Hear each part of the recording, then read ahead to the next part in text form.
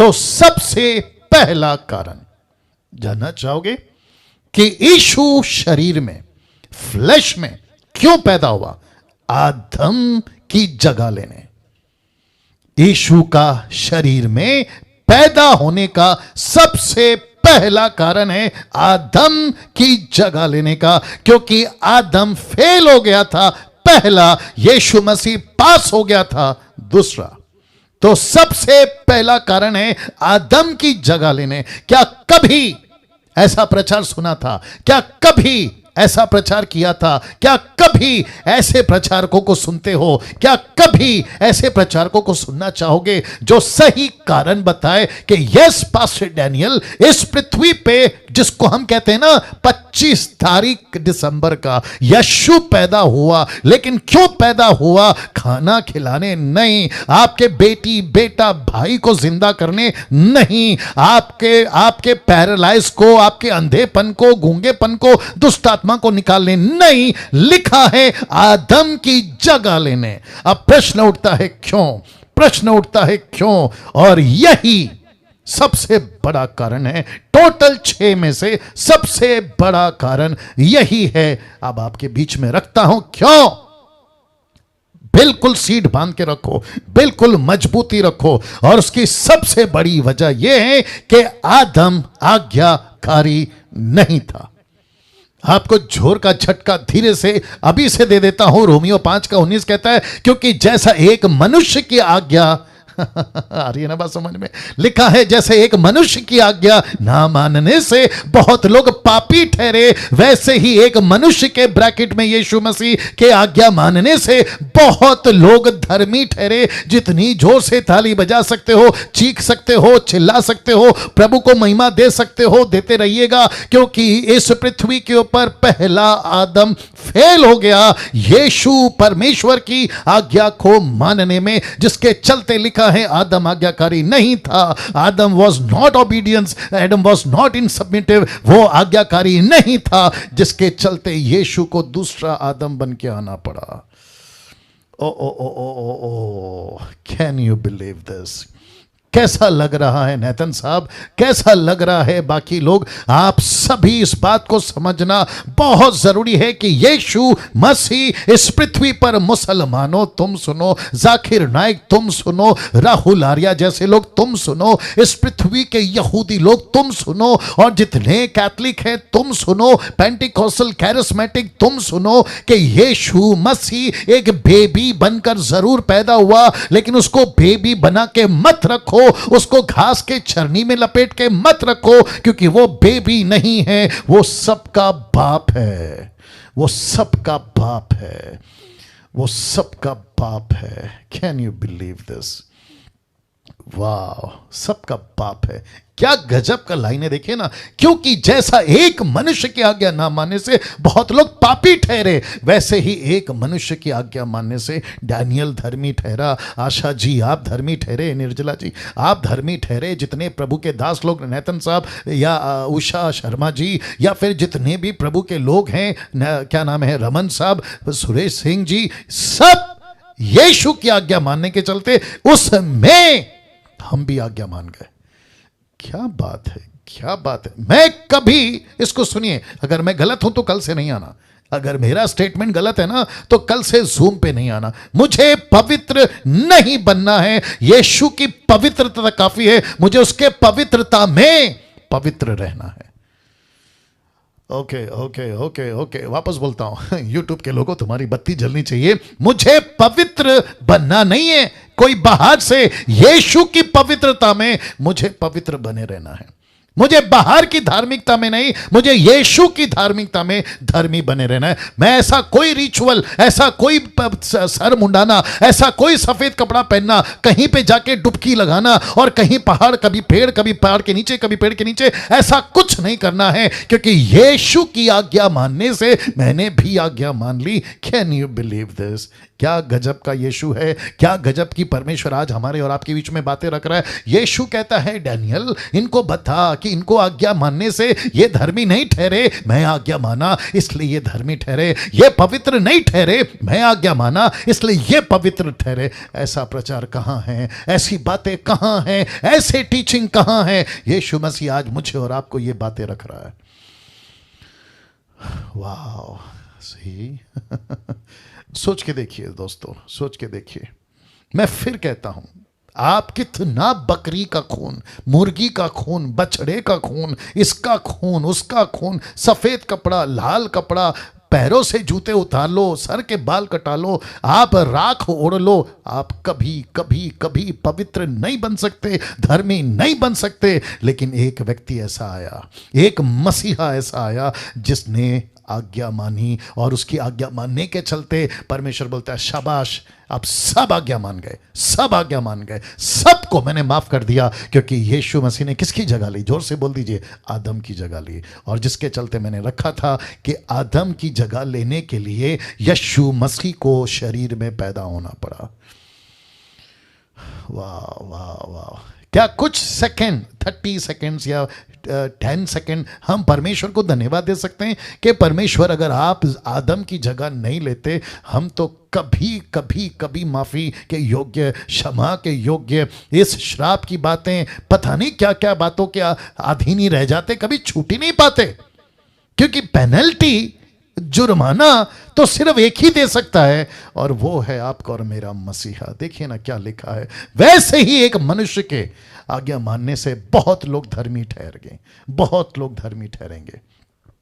अगर मुझे अभी कोई हिंदू सुन रहा है, अगर मुझे YouTube के माध्यम से मैं बात कर रहा हूं, अगर कोई मुस्लिम सुन रहा है, यहूदी सुन रहा है, अगर आपने अभी तक इस मसीहा को अपना जीवन नहीं दिया मेरे दोस्त, अगर तुम, मैं नहीं चाहता कि तुम मरो, लेकिन कभी ना कभी तो तुम मरोगे ना। अगर मर के तुम उस सफ़ेद सिंहासन के सामने खड़े हो गए तो एक ही बात पूछा जाएगा, तू गुनहगार है, तेरी पेनल्टी किसने चुकाई? तू पापी है क्योंकि आदम का बीज तेरे अंदर है, तेरी पेनल्टी किसने चुकाई? और अगर तुमने वहां पर यह साबित नहीं किया कि मैं जब जिंदा था शरीर में या थी तो मैंने अपना जीवन यीशु को दिया, अगर साबित कर दिया बच गए, अगर नहीं किया, आप सोच नहीं सकते हैं कि अनंत काल के लिए ऐसी जगह पहुंच जाओगे जहां से बाहर आने का रास्ता ही नहीं है, ऐसी कोई सीढ़ी नहीं है, ऐसा कोई जरिया नहीं है, और वहां कोई American dollar, African dollar, Bharat का पैसा नहीं चलता, नहीं चलता। क्या क्या सौभाग्य मिला है आपको और मुझको कि हमको मसीहा मिला। अब आप सोचिए, आपके फैमिली में कितने लोग हैं जिनको ये नहीं मिला, ये मसीहा नहीं मिला, जिनको ये मनुष्य नहीं मिला। आपके फैमिली में, आपके घर में, आपका भाई, बड़ा भाई, छोटा भाई, पति पत्नी, बच्चे, माता पिता, आंटी अंकल, काका काकी, पड़ोसी, रिलेटिव्स, कितने लोग हैं जिनको ये मनुष्य नहीं मिला। सोच के देखिए, सोच के देखिए।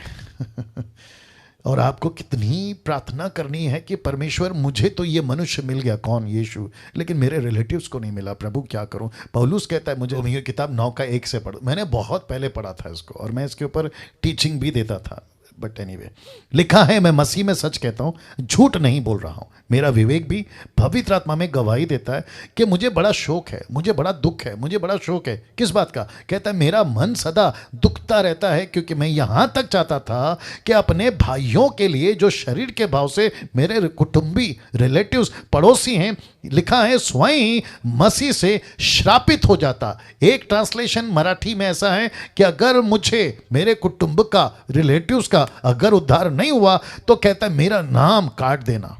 एक ट्रांसलेशन ऐसा भी कहता है, जीवन की पुस्तक से मेरा नाम काट देना। जैसे मूसा ने भी कहा कि अगर इजरायलियों को मारोगे तो मुझे, मेरा नाम पुस्तक से काट देना, मूसा ने भी कहा। Can you believe that?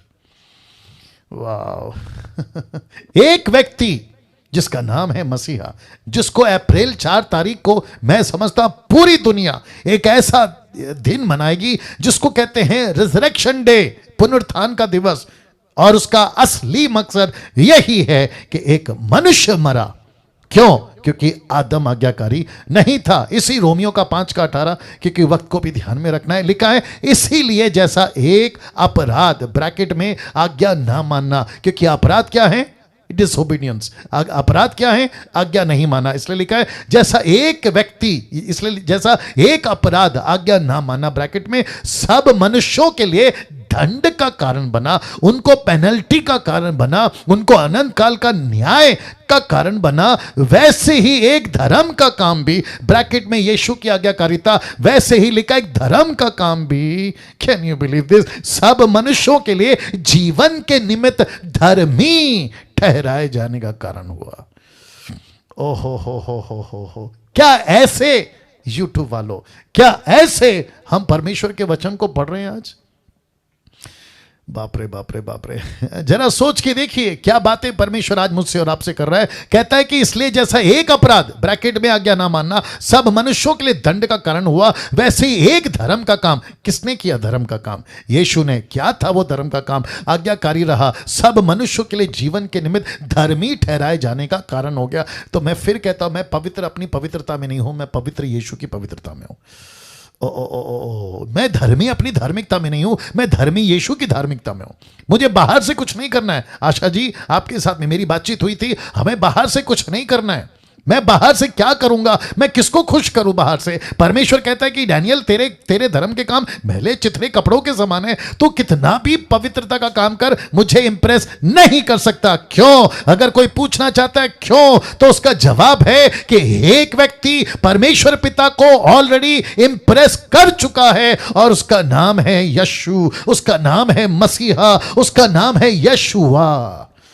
ओहो, कैन यू बिलीव दिस? वैसा ही धर्म का काम भी, यीशु की आज्ञाकारिता सब मनुष्यों के लिए जीवन की निमित्त धर्मी ठहराए जाने का कारण हुआ। अब इसको देखिए, फिलिप्पी 2:8 लिखा है, मनुष्य के रूप में प्रकट हुआ। कौन? यीशु। अपने आप को दीन किया, यहां तक आज्ञाकारी रहा कि मृत्यु, हाँ, क्रूस की मृत्यु तक सहली। इसको कहते हैं आज्ञाकारिता, क्योंकि आदम फेल हो गया था। यीशु मसीह इतना आज्ञाकारी रहा कि उसने उफ तक नहीं किया, उसने उफ तक नहीं किया, उसने ये नहीं कहा नहीं करूंगा, मैं नहीं मरूंगा। नो, एक जगह पे जब उससे बर्दाश्त नहीं हुआ, क्यों?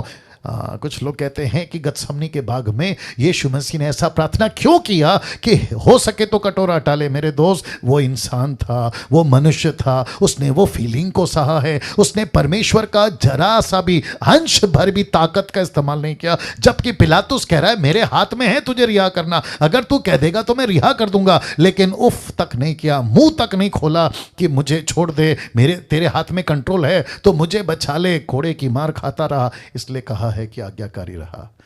Can you believe this? पहला पतरस 2:24 लिखा है, वह आप ही हमारे पापों को अपनी देह पर लिए हुए क्रूस पर चढ़ गया, जिससे हम पापों के लिए मर करके धार्मिकता के लिए जीवन बिताएं। तो यीशु के क्रूस ने, फोटो देख लीजिएगा, यीशु के क्रूस ने, यीशु के क्रूस के ऊपर यीशु के मरने के चलते वो लिखा है कि उसने हमारे पापों को अपनी देह में लिया, अपने शरीर में लिया। मैं आप सभी से पूछना चाहता हूं कि आप जब इस साल का क्रिसमस को कहोगे ना, तो आपको पता होना चाहिए कि क्रिसमस का मतलब केक खाना नहीं है। Come on, get ready. Christmas का मतलब है अच्छे कपड़े पहनना नहीं है। क्रिसमस का मतलब है आपके घर पे शैंपियन की बोतल खोलना नहीं है। कैथलिक वालों, क्रिसमस का मतलब यह नहीं है कि तुम यार दोस्तों को बुलाकर खूब पार्टी करो। क्रिसमस का मतलब है कि कोई तुम्हारे पापों को अपनी देह पे लेने के लिए पैदा हुआ है। ओहो, राइट नेतन साहब, कोई आपके पापों को लेने के लिए एक देह में पैदा हुआ है। यीशु के पैदा होने से लेकर 12 साल तक का जिक्र नहीं है बाइबल में, लेकिन मैं आपको बताऊं, यीशु मसीह जब भी अपने आप को देखता होगा, खैर उन दिनों में मिरर नहीं था, आईना नहीं था, लेकिन पानी में देखता होगा तो ये यही कहता होगा कि मैं इस शरीर में इसलिए पैदा हुआ हूं कि एक दिन मुझे डैनियल के पाप उठाने हैं, एक दिन मुझे निर्जला के पाप उठाने हैं, आशा का पाप उठाना है, और ये जितने अभी आप लोग देख रहे हैं, यूट्यूब पे देख रहे हैं, आप सबके पाप इसी देह पे उठाना है। सोच के देखिए, जब उसको छोटी सी चोट लगती थी तो वो क्या कहता होगा, ये तो कुछ नहीं है, जिसके बजाय मुझे तो खीलों से मारा जाएगा, मेरे पीठ को छलनी किया जाएगा। एक ऐसा मसीहा पैदा हुआ था, लिखा है देह में क्रूस पर चढ़ाया गया ताकि तुम्हारे पापों को उठा ले। इसीलिए शरीर में जन्मा, ताकि आदम की जगह ले सके। पहला कुरिन्थियों 15:45 ऐसे ही लिखा भी है कि प्रथम मनुष्य अर्थात आदम जीवित प्राणी बना और अंतिम आदम जीवनदायक आत्मा बना। यानी यीशु मसीह। अब आप सोच के देखिए, पहला आदम दूसरा आदम, ये क्या कॉन्सेप्ट है डैनियल भाई? तो मैं वही तो कह रहा हूं कि सबसे बड़ा यीशु मसीह पृथ्वी पर पैदा हुआ आदम की जगह लेने। लेकिन कुछ प्रचारकों ने, कुछ क्रिश्चियनों ने, कुछ बिशप ने, कुछ पादरियों ने, कुछ पास्टरों ने, कुछ एवेंजलिस्ट वालों ने यीशु के असली मकसद को ऐसा बनाकर पेश किया है कि आज 21वीं सदी की हिंदू, मुस्लिम, सिख, बुद्धिस्ट, आदिवासी नहीं समझ रहे हैं कि यह मसीहा क्यों पैदा हुआ है। हम फेल हो गए हैं, माफी चाहूंगा। 90% प्रचारक तुम लोग फेल हो गए हो, 90% प्रीचर तुम लोग फेल हो गए हो, 90% एवेंजलिस्ट टीचर्स तुम फेल हो गए हो यीशु की असली मकसद को बताने में। पतरस आता ना, अगर आज पतरस होता ना, वो डंडे से तुम्हारी पिटाई करता। अगर पौलुस होता ना, तो हैंटर से तुम्हारी पिटाई करता। और वो क्या कहता पता है? ऐसे ही मर गए थे मैं, पतरस कहेगा, ऐसे ही मर गया था मैं क्रूस के ऊपर उल्टा, इस मसीहा को पेश करने के लिए। आज तुमने उसको क्या बना दिया है? ब्लेसिंग देने वाला। तुमने क्या बना दिया है? हीलिंग देने वाला। तुमने क्या बना दिया है? आशीष देने वाला, चमत्कार करने वाला। ऊपर बैठा प्रभु भी बोल रहा होगा, ये तो मेरे दाएं हाथ का खेल है, ये तो मेरे दाएं हाथ का खेल है। अगर यीशु खड़ा हो जाए ना कहीं पे भी, आशीष तो वैसे भी आएगी। कम ऑन, यीशु कहीं पे भी खड़ा हो जाए, आशीष तो वैसे भी आएगी। यीशु अगर जंगल में खड़ा हो जाए, खाना तो वैसे भी आएगा। तूफान में खड़ा हो जाए, आंधी तूफान तो वैसे ही थमेगी। अगर मुर्दे के पास खड़ा हो जाए, मुर्दा वैसे ही जिंदा हो जाएगा। ये बीमारी के पास में खड़ा हो जाए, चंगाई तो वैसे ही हो जाएगी। लेकिन उसका मकसद ये नहीं था। उसका मकसद ये नहीं था। उसका मकसद था आदम की जगह लेना। मैं जानता हूं कि कई लोगों की हालत खराब है इस वक्त में, आंखों से आंसू बंद नहीं हो रहे। मैं जानता हूं, मैं देख रहा हूं, कई लोगों को देख रहा हूं। और ये सब मेरा प्रचार नहीं है, ये परमेश्वर की असलियत है जो आपकी आत्मा को, आपके रूह को झंझोड़ रही है, आपको एहसास दिला रही है कि डैनियल, यस, यही है वजह। आशीष तो होती रहेगी, चमत्कार होती रहेगी, अमेरिका का वीजा, कनाडा का वीजा, ऑस्ट्रेलिया का वीजा मिलता रहेगा। लेकिन यह नहीं है मेरे ईसाई बनने का मकसद, यह नहीं है मेरे क्रिश्चियन बनने का मकसद, यह नहीं है मेरा यीशु को अपनाने का मकसद। मेरा मकसद है उसने मेरे गुनाह माफ किए हैं।